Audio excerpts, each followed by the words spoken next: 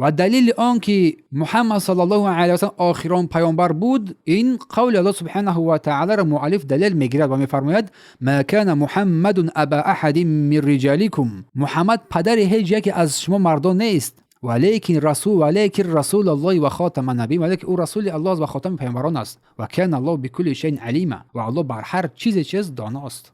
یعنی او آخرین پیامبران است، پس از او دیگر هیچ پیامبری نیست، پس از دین او دیگر هیچ دینی نیست.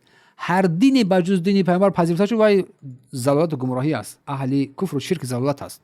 چون این آیه کریمه دلیل قطعی است بر نبوت پیامبر صلی الله علیه و سلم که او آخرین پیامبران است و هیچ نبی و هیچ رسول پس از او نخواهد آمد. و دعوت او چی بود؟ ولقد بعثنا فی کل امه رسولا ان اعبدوا الله واجتنبوا الطاغوت. دعوت تمام پیامبران بود. برای هر امت ما رسول فرستادیم این که الله را عبادت نماید و از طاغوت دوری بجوید. دعوت هر رسوله، نه که هر امت و هر گروهی که از مردم را الله برای آنها پیامبر و رسول فرستاد ارسال کرد. و این کار الله سبحانه و تعالی از روی عدالت است و از روی رحمت اوست تا هیچ کس در روز قیامت نتواند که بهانه بجوید.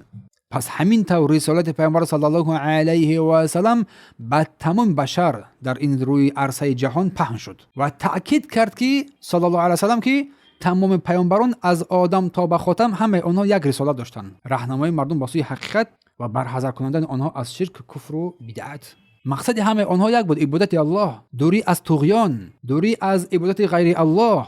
چون که الله می‌فرماید و این من امت الا خلا فیها نذیر، هیچ امت نیست، هیچ امت نگذشت، هیچ امت نیست که در آن ترساننده نباشد از پیامبران، از نبیان. سوره فاطر. نباید انسان در این حالت بعد این تاکیدها با سرکشی نماید، با سرپیچی نماید، باز از فرمان الله سبحانه و تعالی روی گردان شود. این کلمه لا اله الا الله را حیات خود قرار بدهد با نفی و اثبات. لا اله رکن تمام معبودان باطل، الا الله اثبات نمای این عبادت در الله سبحانه و تعالی. دو رکن اساسی کلمه لا اله الا الله.